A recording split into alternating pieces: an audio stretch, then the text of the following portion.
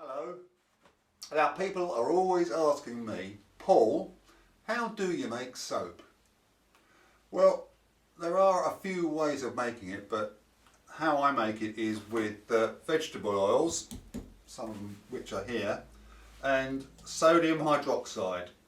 Sodium hydroxide is a very strong alkali, and at the end of it, it produces something like this. This is soap that I made, and this has got quite a few different oils in it, and it was made with sodium hydroxide, of course. I also made this stuff. This is olive oil soap. Now this has only got one oil in it, olive oil, of course. So the disadvantage of this is that it's very soft and it doesn't last very long, but it's quite gentle, so people with a skin problem might like to use it. You can use it on your face, I suppose. So there we go. I also brought along this stuff.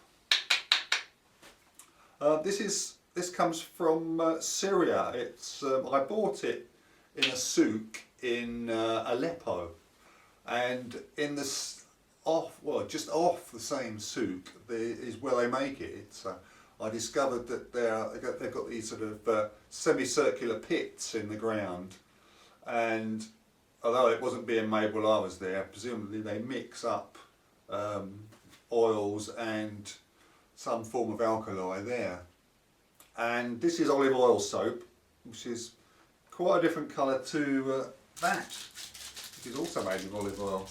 So perhaps it's unfiltered, or it might have something to do with whatever they use as an alkali, but I don't know.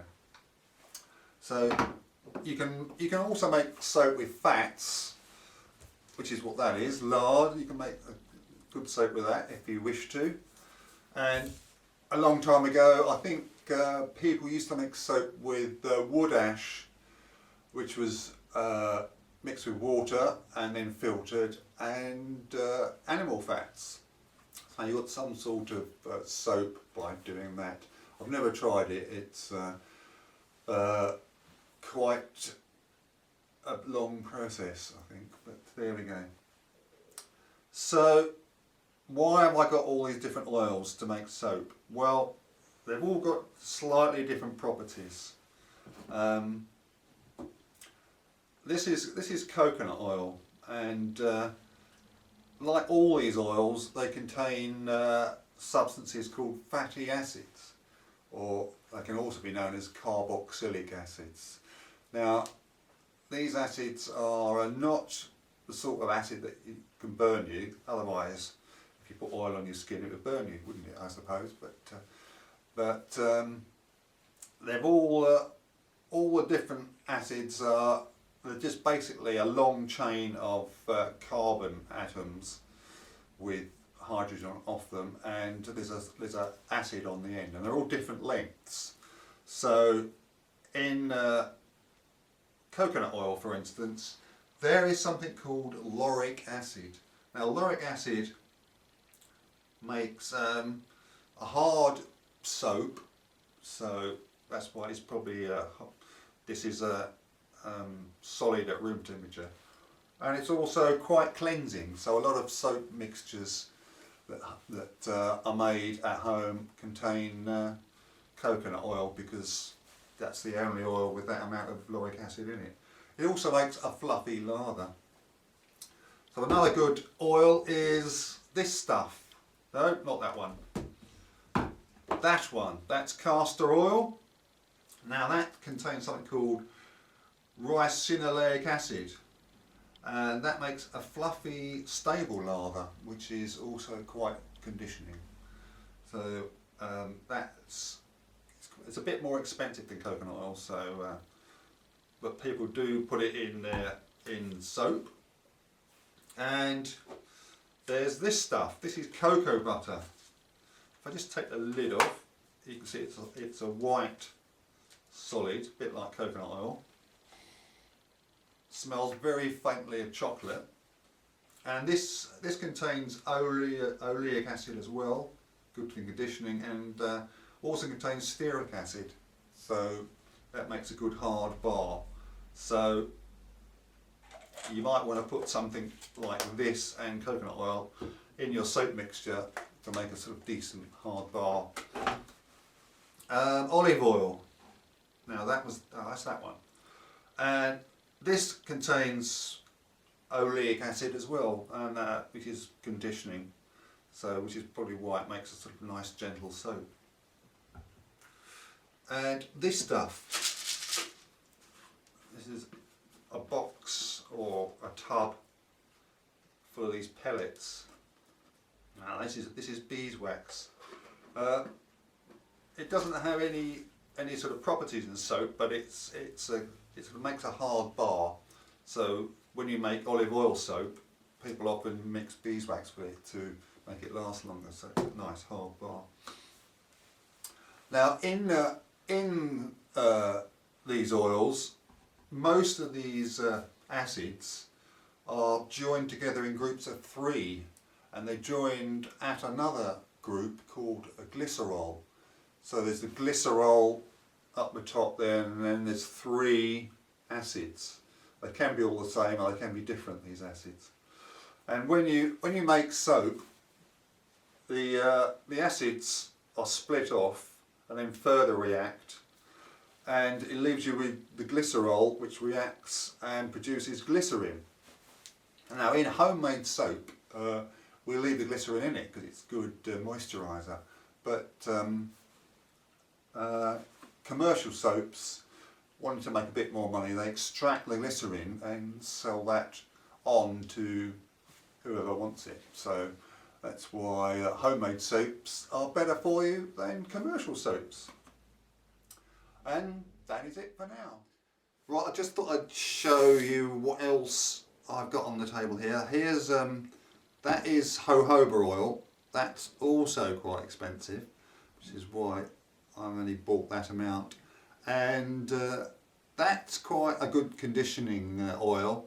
So I plan to make a shampoo bar with these, and if you add that later on in the process, it doesn't react, and you sort of don't put enough sodium hydroxide in, the oil is left as itself, and it becomes a good sort of conditioning oil still left in the soap.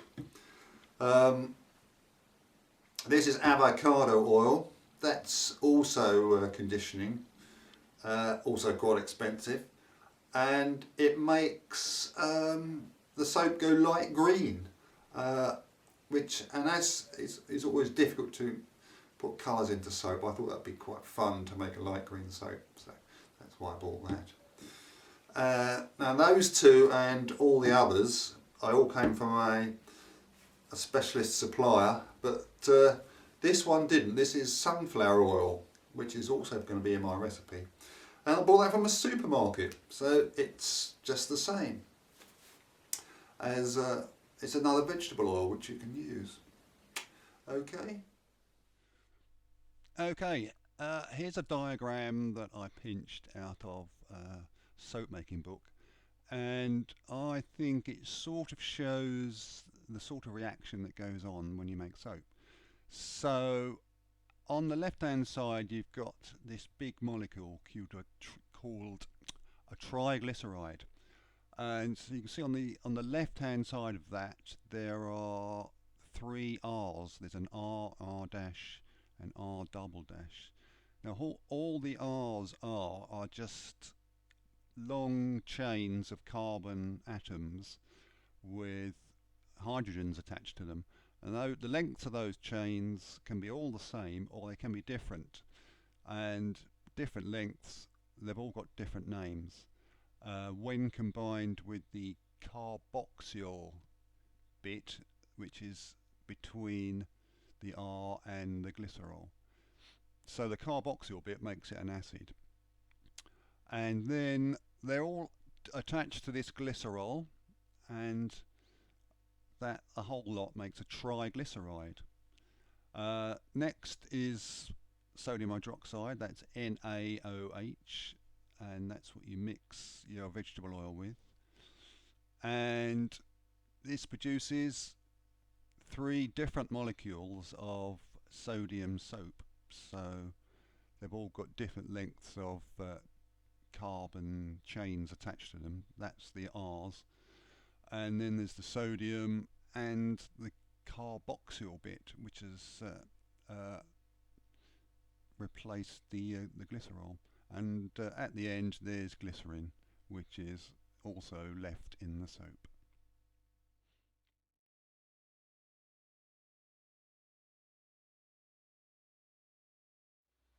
Right, hello everybody, and here I am in my kitchen, as you can probably tell, and this is where I'm going to make my soap. I've lined up everything I think I'll need, and I'll just run through the sort of things I've got here. So I don't think you can't see that, but there's some scales. There we go. Everything is weighed. I don't go by volume. I go by weight. And there's a nice glass beaker that will come in handy. And there's some goggles. They'll be used when I'm handling sodium hydroxide. I don't want to get that in my eyes. And these are all the oils. So there's cocoa butter. That's a solid. So I'll have to melt that. And the oil, oh, there's also another solid here, that's coconut oil. I have to melt that as well. So there's avocado oil, that's a sort of soupy green colour. Castor oil, there's another container of that. There we go, that's castor oil as well, because I'll need more than what's in that bottle, so there we go. And next to the castor oil, jojoba oil. Oh, it's got some deposit at the bottom of it. How strange. And that is olive oil. Same sort of thing as you put in your salad, as a salad dressing. And sunflower oil. There we go. And over here, I've got some vitamin E. That's an antioxidant. And rosemary, antioxidant as well. You only put extremely tiny amounts of that in, and that's because I'm making a shampoo bar, and there'll be in the finished bar there should be an excess of jojoba oil if all goes according to plan, and that's just to stop that going off if I keep it for a long time. So I've never tried that before. I don't know if it works, but we will see. And I'm going to perfume my shampoo with grapefruit. This is white grapefruit essential oil. It smells fantastic. So I'm going to put quite a lot of that in because it actually fades away over time. So it might be quite strong to start off with, but it will fade away. Okay, right. I'll stop for now and come back when I'm measuring up some of the oils. Okay. Here we are again. These are my scales, and you can do what are called tare weights. So you can add something and then zero the scale and then add something else. So that's how I'm going to do it. And I'm going to weigh all the oils into this big beaker here. So here we go. The first oil on my list. This is my recipe. Oh, you can't see that. It's out. I mean, no, you can see that. Olive oil. So olive oil. That is this one. So turn the scales on, and nothing happened. Oh, there we go. So I need 300 grams of olive oil. So this is 500 ml, so there we go. Just keep ladling it in until it gets near 300 grams and then slow down. Okay, that's 200, 250.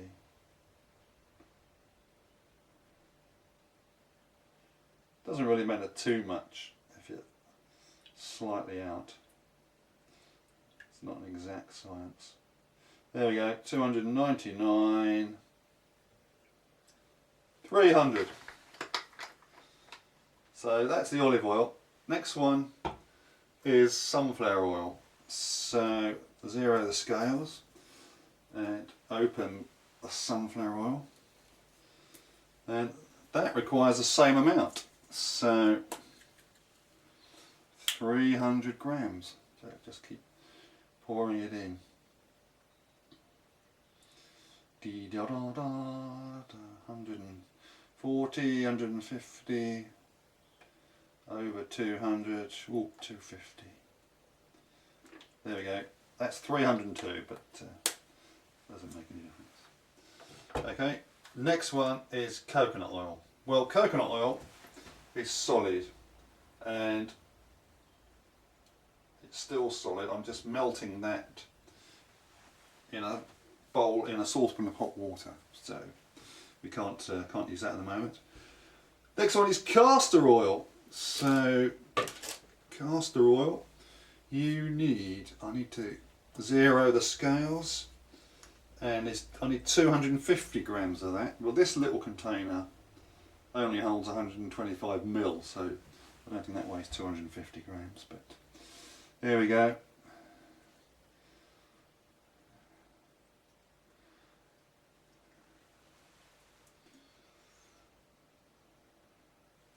So that weighs, that's about 110, 111 it's going up to.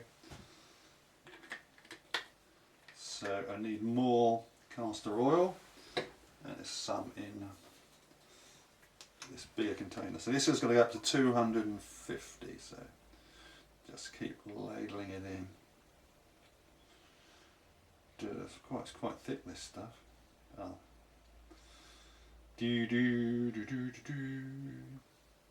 180, 190, 200. Right, slow down a bit. It's about 230. 250, there we go. So that's castor oil.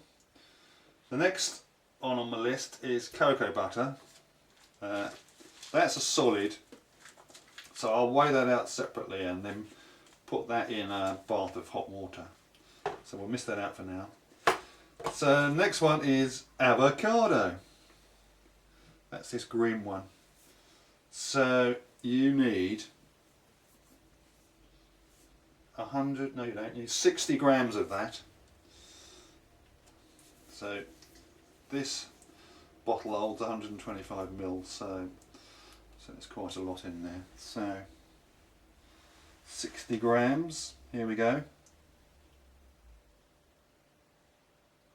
Ooh, it's quite dark. 25, 31, 33.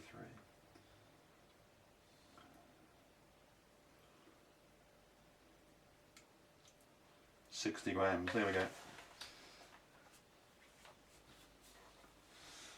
Okay, so that's part of the oils. There's one I'm going to add separately, so, and that is the jojoba oil. So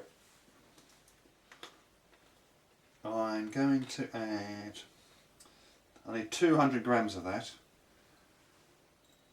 So there we go. It starts off. Ooh, I don't think I'm going to have enough. I'm going to have to pop upstairs and get some more.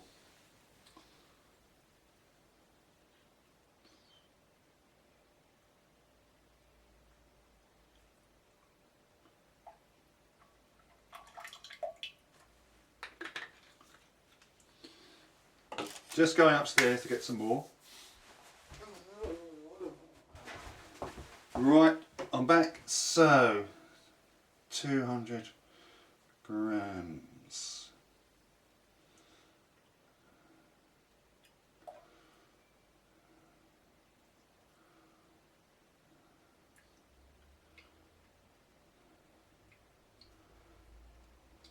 Here we go. Blimey, I'm going to use that one up as well. So, and in there I'm going to put an extremely small amount of these antioxidant ingredients, and I've just chosen 1 gram, but I think the amount you need is actually even less than that. But so will it come out of this container? No, it won't. I think I'll have to take this dropper device off the end.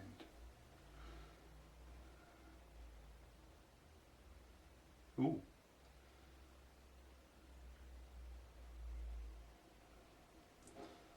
Well, that hasn't even registered, but I've just put a few drops in. And here's some vitamin E. Well, that's not going to come out the dropper either, I don't think. So we'll put a bit of vitamin E in.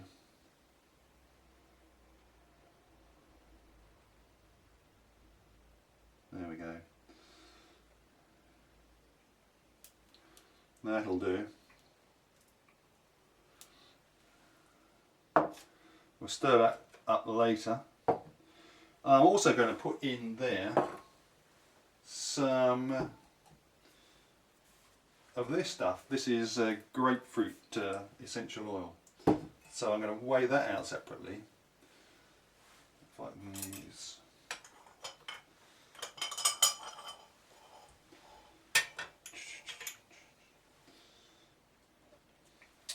Right, I reckon I'm going to put 50 grams in. So will 50 grams go in this little container? I do not know. That's a nice grapefruity smell. Okay, here we go. This might go everywhere because I don't think this pours very well.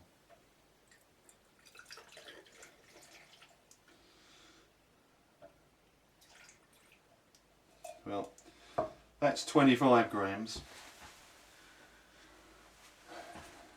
So we'll chuck 25 grams in.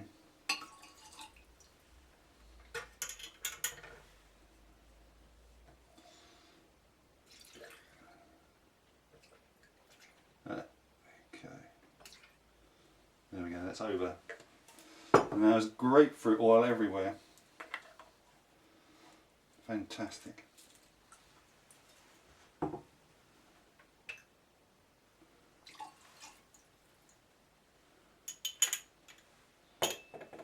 Right. Okay. I've still got to melt the solids. I've got to melt the coconut oil and the cocoa butter. So I'll get on with that.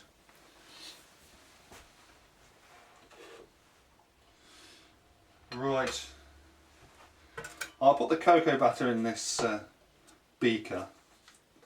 Then I can melt it in the saucepan. Right, cocoa butter. I need 200 grams. Right, is there 200 grams in there? Yes, there is, I think. You might just get away with that. I need something to break it up with. Get a domestic knife. Break it up into smaller bits.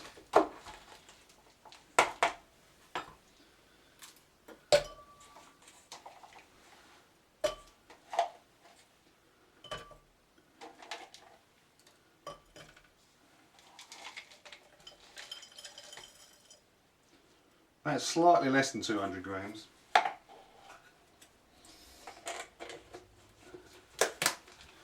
I've got some more upstairs, so I'll go upstairs and get some more. Right back with some more cocoa butter. This one isn't as white as the ink. Can you see that? That's sort of creamy colour, and it smells really sort of chocolatey, even more chocolatey than that.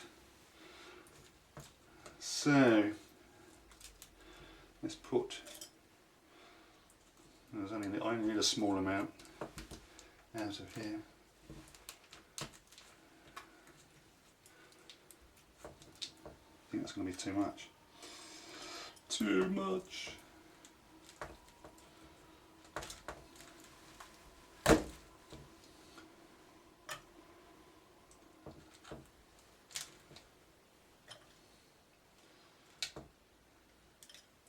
Here we go, that's nearly there. 199, 200. Fantastic.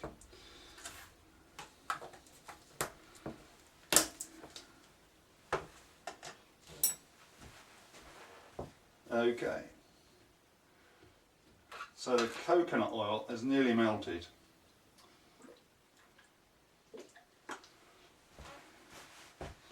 So I can put it in there actually.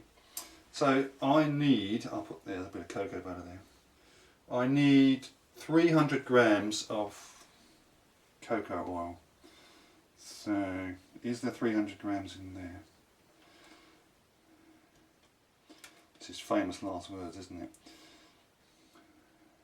Well, there's well over, but I think I need to melt it all to get it to go in.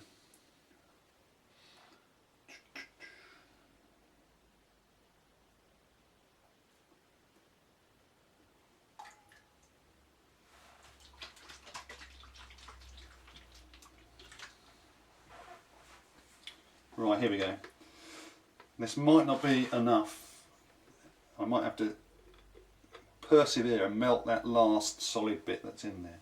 But anyway, I need, how much did I say I needed?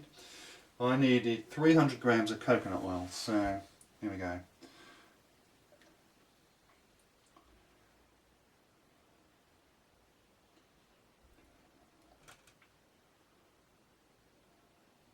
Yep.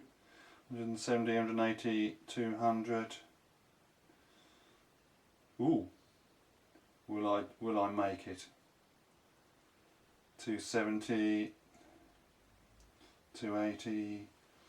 No, it's 289. You're still going to melt that last bit of cocoa oil in there, coconut oil. So.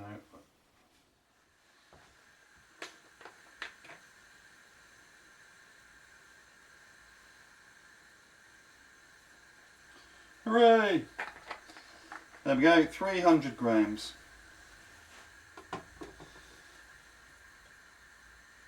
Right, I still need to melt that cocoa butter that's in there. So I've got this saucepan of hot water over here, and these are Pyrex beakers. So I should just leave that in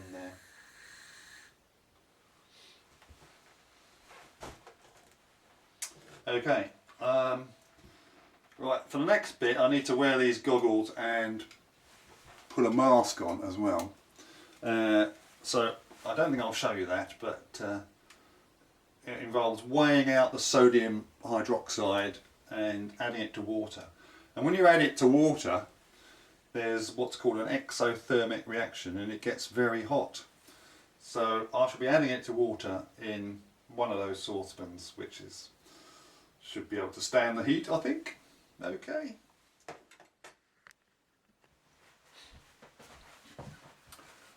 Okay folks, we're now about half an hour later, and in here I've got my sodium hydroxide in water. That got very hot. I've had to cool that down in a bath of water.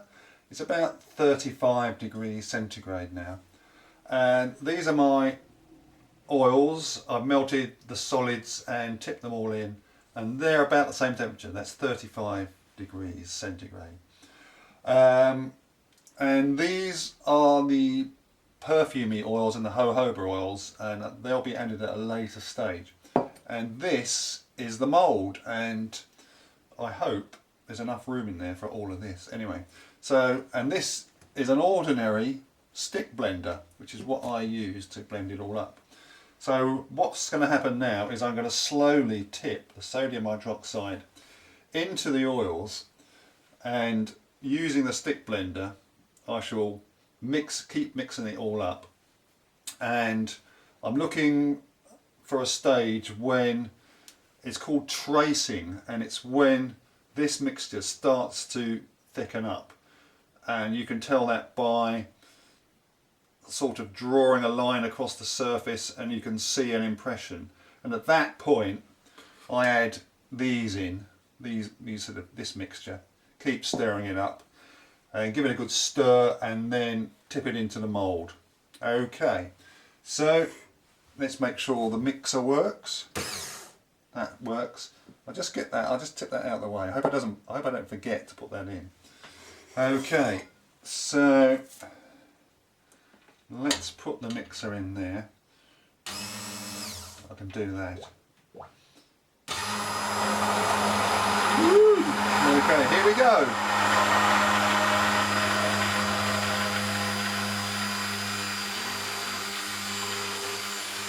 I don't know if you can see this, but the whole mixture is going whiter. So an oily white.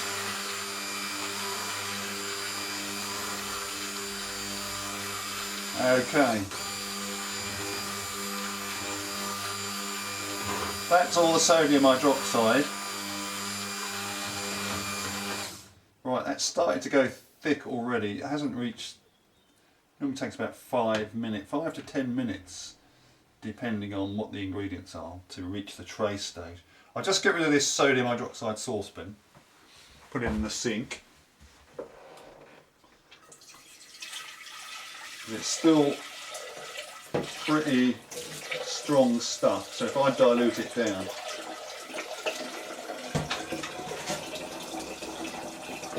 that becomes safer. Okay, so I'll just move, no, I'll leave it over there, I won't move it. So you just turn the blender on every now and then.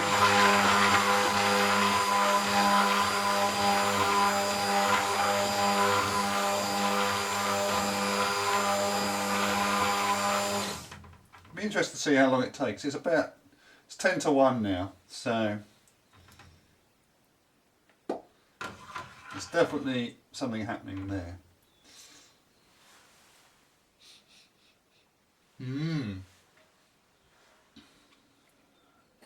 The magic is happening.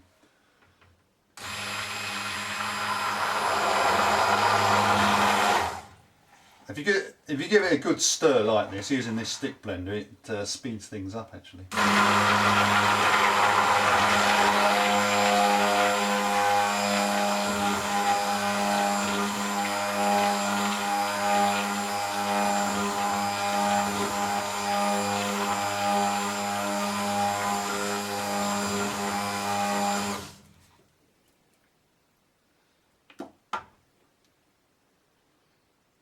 I don't know if you can you see into the saucepan? Oh yes, you can. Yeah, it looks like custard, doesn't it? But you wouldn't want to taste it.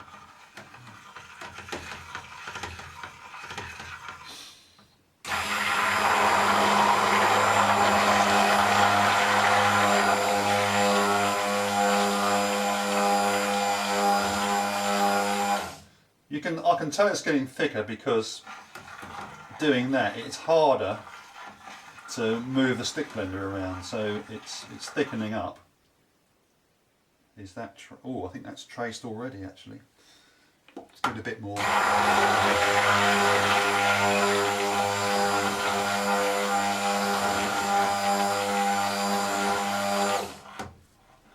Is that traced?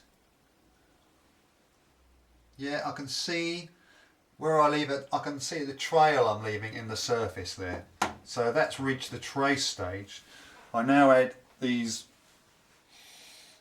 extra oils and mix at the same time.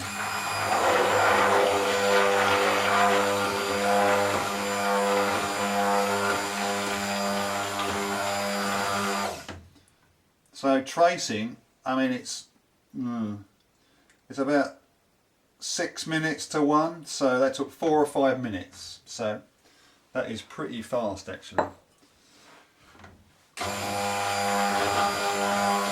Well, what I'll do now is I'll get this well and truly blended and tip it into my mould.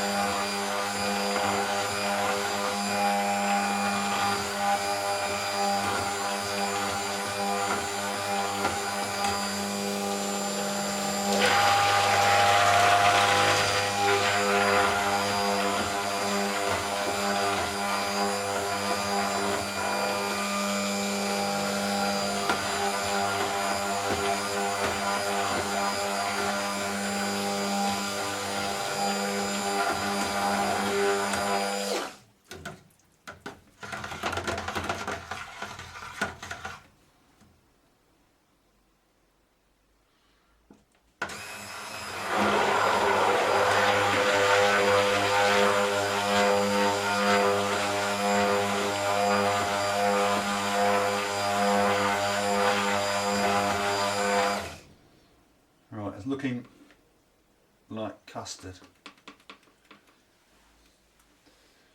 Right, I don't think me mixing it with that's going to make a lot of difference now. The chemistry must happen. I'll just get rid of this. Okay, get rid of the stick blender and move this over. Right, if there's too much to go in this mould, I'm going to dash upstairs and get another mould.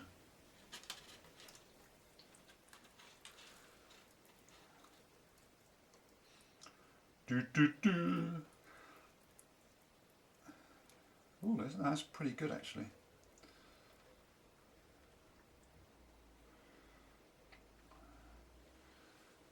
So this will sort of go solid pretty quickly, and I need to insulate it overnight, sort of wrap some woolly jumpers around it just for about 24 hours, just to keep its temperature up so that the chemistry can carry on. And then it's just a matter of leaving it for several weeks, and during that time when it's still quite soft, you can make some marks along the top ready for when you cut it up. Right, you can see how thick it is because of the can you see that? Yeah, you can see that. I'll try and smooth it out, but this is, oh, that's not bad. There we go. And that is how you make soap.